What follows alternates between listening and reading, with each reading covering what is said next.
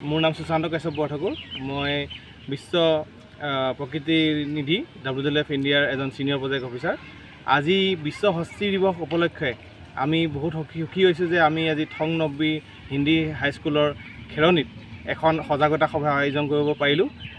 ইয়াত আমি বহুতো স্কুলৰ ছাত্ৰ ছাত্ৰীসকল আৰু মই ধন্যবাদ জনাইছোঁ যে আমাৰ স্কুলৰ কৰ্তৃপক্ষই এই অনুষ্ঠানটো পাতিবৰ কাৰণে আমাক পাৰ্মিশ্যনটো দিলে আৰু আমি ষ্টুডেণ্টবিলাকৰ লগত জড়িত হ'ব পাৰি বিৰাট ভাল লাগিছে। ইয়াত আপোনাৰ হাতীৰ বহুত সমস্যা আছে। এই অঞ্চলটোত হাতী প্ৰত্যেক বছৰে গোটেই বছৰটোৱে থাকে ইয়াতে, কিন্তু হাতীৰ পৰা পৰিত্ৰাণ পাবলৈ মানুহে বহুতখিনি চেষ্টা কৰি আছে।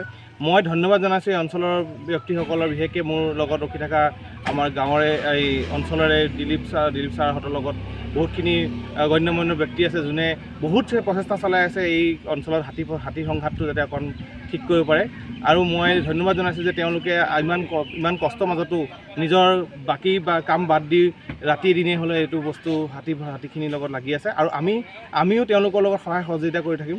মই ধন্যবাদ জনাইছোঁ যে আমাৰ খেৰণি ৰেঞ্জ অফিচ হামৰেন ডিভিজনৰ তেওঁলোকৰ ফৰেষ্টৰ ষ্টাফসকল তেওঁলোকেও আজি জড়িত আছিলে এই প্ৰগ্ৰেমটোত আৰু তেওঁলোকেও মই গম পাইছোঁ আৰু মই দেখি আহিছোঁ যে বহুত সক্ৰিয়ভাৱে এই হাতী সংঘাতত তৈয়াৰ কৰিব চেষ্টা কৰিছে। আমাৰ ফালৰ পৰা আশ্বাস থাকিলে WWF ইণ্ডিয়া যে আমি চেষ্টা কৰিম যে আপোনালোকৰ লগত যেনেকৈ হ'লেও জড়িত হৈ থাকিবলৈ আৰু এটা শুভ ফিউচাৰ এটা আমি কামনা কৰিছোঁ। এই কৈ মই